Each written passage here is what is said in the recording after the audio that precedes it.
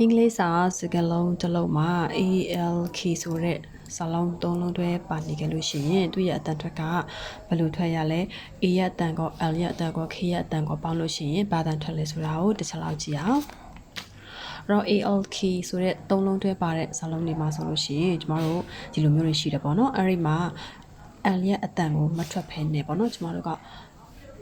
AW နဲ့ K နဲ့ပေါင်းထားတဲ့အတန်လိုမျိုးလေးထွက်ပါတယ် phonic နည်းအရဆိုရင် AW ဆောင်းလေးက O ဆိုတဲ့အတန်လေးထွက်တယ်အဲ့တော့ ALK words တွေမှာ ALK ဆိုတဲ့စာလုံးတွေပါနေတဲ့စကားလုံးတွေမှာ ALK အတွဲလိုက်ကလေးကိုမြင်ရင် AW အတန်နဲ့ K အတန်နဲ့ပေါင်းထားသလိုမျိုးအတန်ထွက်တယ်ok ပြောရမယ်ဆိုရင် L ရဲ့အတန်က silent ဖြစ်သွားတယ်ပေါ့နော်အဲ့တော့ကျွန်တော်တို့နှစ်ကိုသိနေတဲ့ဒီစာလုံးတွေရှိတယ်ပေါ့နော် WALK walk အဲ့တော့ပုံမှန်ဆိုလို့ရှိရင်ဒါကိုကျမတို့သတိမထားမိတဲ့အခါမလေ့လာမိတဲ့အခါမှာ walk လို့ထွက်တာမျိုး L ရဲ့အတန်ကိုထွက်ပြီးတော့ TALK talk လို့ထွက်တာမျိုးတွေဖြစ်တတ်တယ်ပေါ့နော်အဲ့တော့ထွက်နေတာမျိုးတွေလည်းရှိတယ်ပေါ့ဒါဆိုရင်သူတို့အတန်လေးတွေကဒီမှာဆိုရင်အနောက်က ALK ကကျမတို့ AW K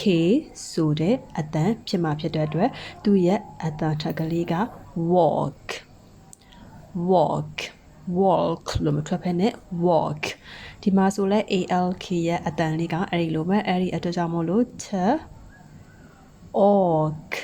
talk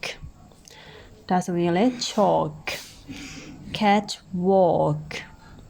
sleep walk stalk balk အဲ့လိုမျိုးထွက်ပါတယ်အဲ့တော့ ALK ဆိုတဲ့သုံးလုံးတွဲ